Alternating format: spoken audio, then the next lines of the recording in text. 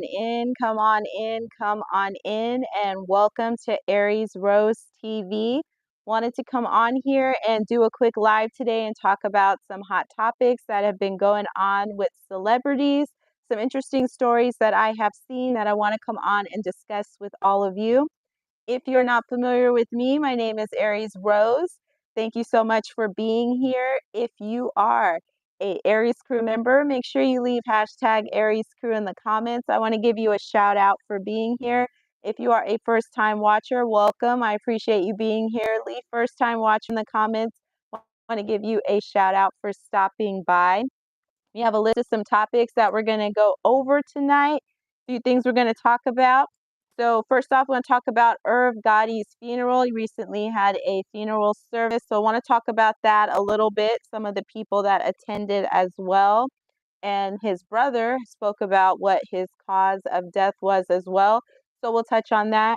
We're going to talk about Dank DeMoss, the rapper out of Detroit. She is suing Lyft for weight discrimination, so we're going to talk a little bit about that. We're also going to talk about Cassie. She recently made an announcement. She's pregnant with her third baby. We're going to talk about Ms. Voletta Wallace, who is the mother of the Notorious B.I.G. She passed away recently at the age of 78. Also, an R&B pop soul legend, Roberta Flack, has passed away at the age of 88. So we're going to talk about that a little bit. Very accomplished singer. I was going to talk about Passionate Nguyen. You may not know her name, but you probably are familiar with her son, Tyga. That is his mom. She's passed away as well. We're going to talk about A$AP Rocky. He was found not guilty in his recent trial. We're going to talk a little bit about Kendrick Lamar. He's having another good year so far. He recently did the Super Bowl show. Thank you for being here. If you are here on the live, let me know if you are an Aries crew member by saying hashtag Aries crew. Or if you are a first time watcher, I want to give you a shout out for being here. So Irv Gotti, he was a co-founder of Murder Inc. Huge, huge, huge, huge in the late 90s and early 2000s. Literally the soundtrack to me growing up. I have such great memories associated with his music. Very young, and he passed away at the age of 54. So I know in recent times I had heard that he had had a stroke because kind of once Murder Inc. wasn't as big as it was before, he wasn't out there as much as he used to be. So I hadn't heard that much about him. And then I want to say maybe at some point last year I'd heard that he had had a stroke, and that was pretty sad. And he also had suffered from diabetes. And it's one of those situations that a lot of people experience. You know, we kind of eat one way when we're younger, and we don't maybe always realize the effects it's going to have on our life later. And sometimes we do have to modify those habits to make sure we can have a healthier lifestyle the older that we get. And his brother, Chris Lorenzo, talked about what may have been his cause of death. So Irv Gotti did pass away on February 5th, and they recently had a funeral service for him. And Ja Rule spoke at the funeral. I thought that was very fitting because him and Ja Rule were really like peanut butter and jelly to me. When I thought of one, I think of the other, and I still do. They'll always be tied together in my mind because I always just saw them together. They did music together. So they just very much come off as very good friends, almost like brothers, and I'm sure they were because he had a big part in creating Ja Rule's career. Hey, thank you so much for joining K-Pop Lover Forever. Welcome, welcome, welcome. So I'm talking about funeral service for Irv Gotti, and hearing a little bit of the speech that Ja Rule gave there got me emotional. And I don't know Irv Gotti personally, of course, but it got me emotional because he's young. 54 is really young. He still had a lot of life ahead of him. And hearing somebody so close to him talk about missing him, and you know, his music's definitely going to live forever. He is going to always be a part of hip hop. He's going to always be a huge contributor to a lot of the really good music that came out of that time. Some of the best club music. If you weren't around during the late 90s, early 2000s, when I feel like clubbing was at its peak, I'm sorry that you missed out because that was the best time, period. The best time. And that was before everybody was doing everything with all the camera phones, trying to record everything. You just went in there to have fun dance, and sweat. And those were some of the best times. If you take me back to a time, it would be then. Before all of this, before you had to worry about being recorded and just having fun on a Friday night following you later on, it was just some really good times. And definitely may he rest in peace. And his brother talked about his potential cause of death was he said his brother Herb was eating Chinese food, and he ended up having a hemorrhage, I believe, or hemorrhagic stroke, something to that effect, and that ended up being the reason that he passed away. And he talked about Irv never really went to the doctor and didn't really take it seriously when he had diabetes as much as maybe he could have when he was diagnosed with that. So I would definitely say take care of your health. I think one of the things that you cannot get around, especially the older you get, make sure you go to the doctor, get your checkups. If they tell you something, try and take it seriously because quality of life is so important, and making sure you can enjoy your life and be around for your loved ones, people that rely on you, people that need you, people that love you, is the best thing we can do for them. And I really hope if there's anything we can take away from his passing, it's definitely trying to take care of ourselves as much as we can. Things are going to happen. Hey, shout out to Jessica Howlett. Thank you so much for being here. Appreciate that. Hope you're having a good day. And now we're going to go on to Dank DeMoss. Now, I was not familiar with her until she started hitting the headlines for suing Lyft. But maybe if you're in the Detroit area, you might be familiar with her. She is a Detroit rapper, and she's suing Lyft for weight discrimination. So I've seen kind of varying reports on what her weight is, but we'll say around 500 pounds. And she recorded when she went to go get into a Lyft car that she had reserved. The driver would not let her into the vehicle, and he was concerned that she may not be able to fit into the vehicle. And she said, well, my best friend has a car like this, maybe a newer model, I believe she said, and I can fit in there. You're not going to let me in your car? And he says, quote, believe me, you won't. And this is from the video. I want to say she posted on her Instagram. And so she's like, so you're not going to let me get into your vehicle? And then he tries to explain a little bit more, saying, well, I don't have really good tires. So he was concerned about his tires. And all in all, she didn't end up getting into the vehicle, but she did record that interaction. And that was shared with the lawyer, and they're kind of moving forward with pursuing the case on that. So I guess in the state where she's in, weight discrimination is something that they can be sued for. Weight is a protected class there. So there is a potential case there. I'm going to keep track of it to see kind of what's going on there. I don't know. I kind of fall in the middle because Uber and Lyft drivers, they're independent. So it's their own vehicles that they're using. They're responsible for all the maintenance on the vehicles, paying for the oil change, tires, any other types of issues that go on with the vehicle to keep it in working condition.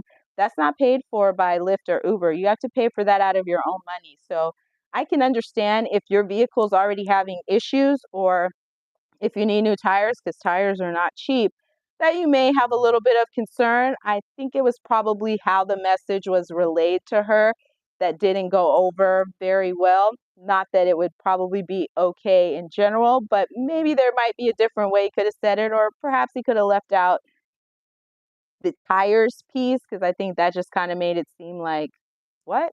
Like, why are you driving it if you're concerned about tires? Because really anybody could get in there and you could have an issue about that. But I'm curious to see how this case will go. I'm definitely following it. She had an interview on The Breakfast Club, so she definitely made onto The Breakfast Club's radar. So I watched that, and a couple things that I thought was interesting from there. She doesn't use the F word, and for a second I wasn't sure what word she was referring to, because the one I thought of didn't kind of fit in the context of the conversation, but it's the word fat. She doesn't like to use the word fat. Not 100% sure why that word is considered a bad word to her. I'm not sure if that's just how she grew up or just a word she doesn't like to use, but I thought that was interesting because I never think of the word fat as a slur. I just think of it as a descriptive word, but perhaps it's all in how you interpret it. And then when she came on to the show, because they, as addition to being on the radio, they also record it so you can watch it on YouTube. She asked for a bigger chair. It was like a computer office chair they had out for her by the microphone, and then she asked for a bigger chair. And Charlemagne and looks back, and they have a sectional that's kind of in the back of the studio, or maybe off to the side. I'm not sure of the whole layout from which you can see just on the camera, and they bring up half the sectional for her to be able to sit in. And she said, now that's what I'm talking about, accommodations.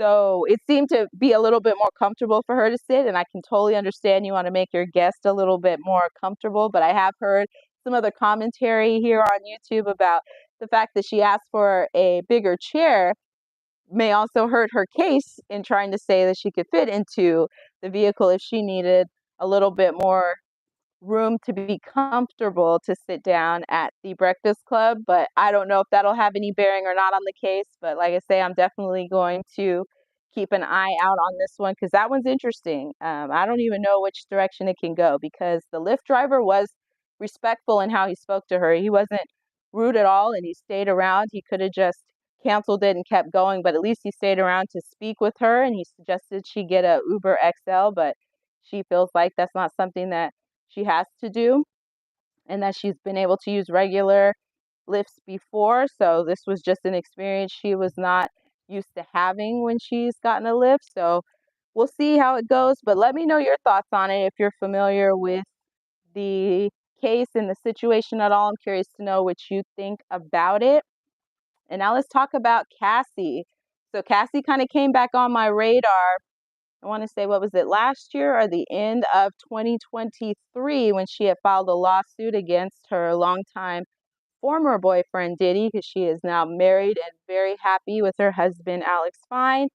But she filed that lawsuit for numerous allegations that Diddy settled within 24 hours. And I will never forget that because that's probably the fastest settlement I have ever heard of.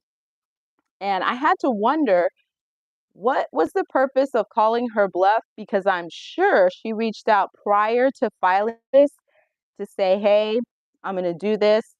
Maybe try to work with his lawyer, see what they could figure out behind closed doors. And either he thought people weren't going to believe it or he thought that she wasn't going to file it. But either way, his gamble did not pay off. And I believe that that opened Pandora's box for where he is right now. So he is in MDC, and I want to say he's had 3 attempts to get bail, and all of them have been denied, and multiple, and I do mean multiple. I've lost track of how many cases have been filed against him since she filed hers.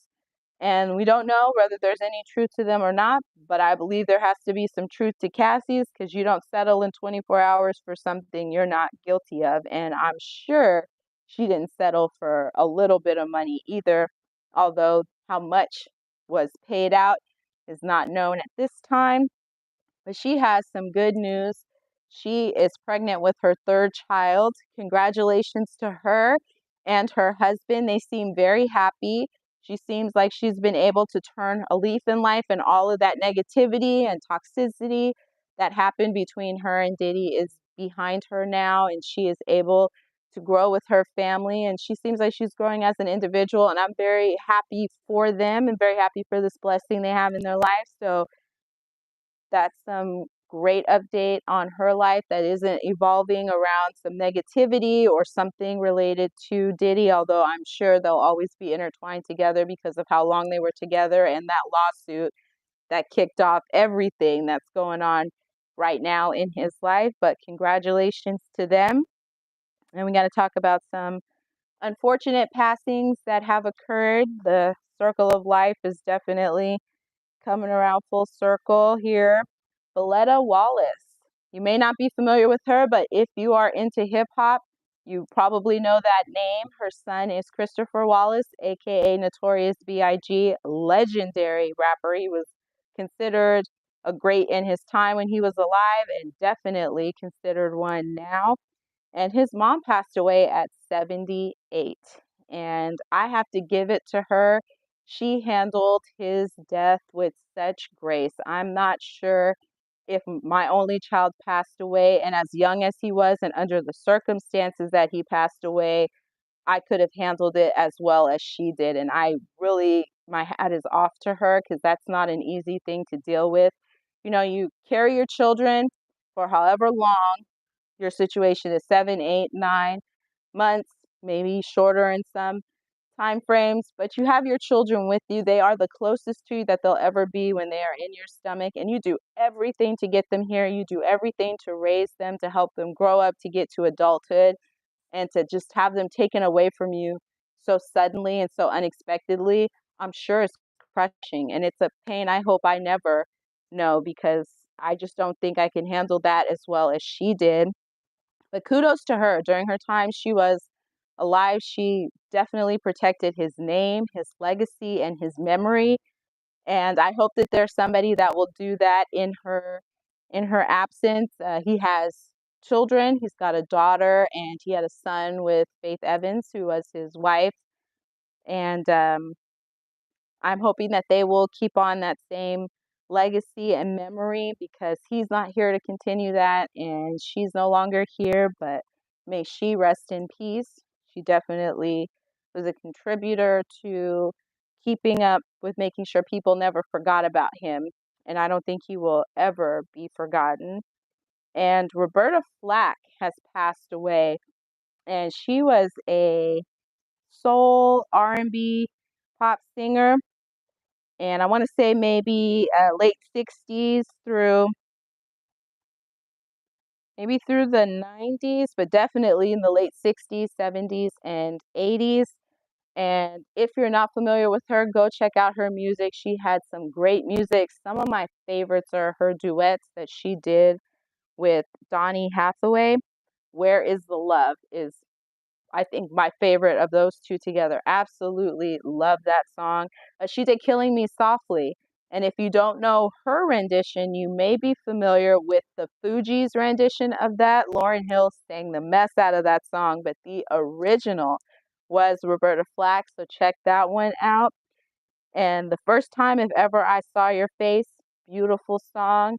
And Tonight I Celebrate My Love. That song was from the 80s. I want to say that was a big wedding song at that time, but she definitely had a lot of soundtrack songs for lovers, for romance, just a different time in music. Beautiful voice. And she was 88 at the time of her passing. May she rest in peace. And Passionate Win. You may not be familiar with her name, but you do know her son if you follow hip hop, or maybe if you follow the Kardashians. Her son is Tyga.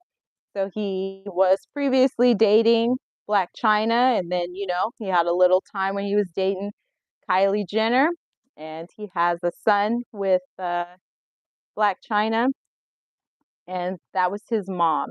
And he posted a really sweet message about her, had me in tears. And I've never met her. I don't know Tyga personally, but his message that he wrote to his mom had me in tears. It was so sweet. And she was young as well. And when people who are maybe not that far off from your age pass away, it just makes you reflect on life and think about, you know, this can go at any time.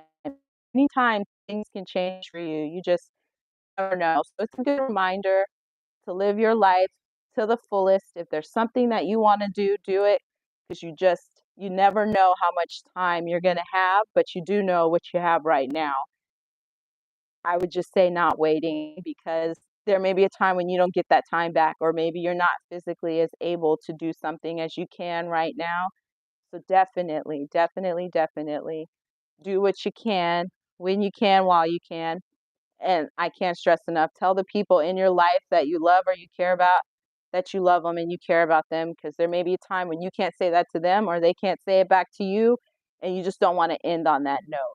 Because I know there's things that I wish I would have said to people that I can't say anymore because it never crossed my mind that they wouldn't be here anymore, but it certainly makes me think differently about who is here now and what I can say to them, and just letting them know how much I care about them, how grateful and thankful I am for them being there.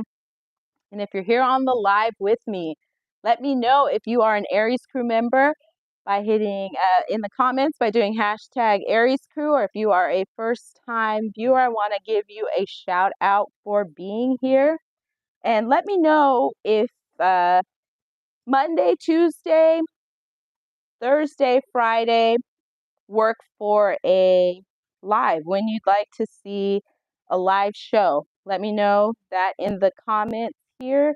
And also, if there's any topics that you'd like me to talk about, let me know in the comments. Be happy to explore that a little bit more. And if you are here and you haven't already done so, please make sure you subscribe, like, and hit that notification bell so you can find out every time I go live, upload videos, upload shorts. So I try to do a little bit of everything on the channel. And lastly, let's talk about A$AP Rocky. So I was following a little bit of his trial, definitely more towards the end there.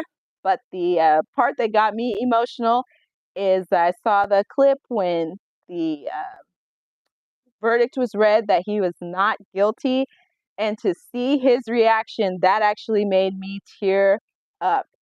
I guess it's a lawyer he had, gave her a hug, but he jumped over the little wall there to go into the audience to give Rihanna a hug, like immediately after hearing not guilty. That is exactly where he went to first. And I love that. Love, love, love that. I think they're such a sweet couple. She supported him throughout the trial. She showed up there a lot. Brought their kids in the day before, I want to say the day before the verdict was read. And I really loved how she supported him and stood by him. I'm sure it is scary to be on trial because you never know the way that the jury is going to go.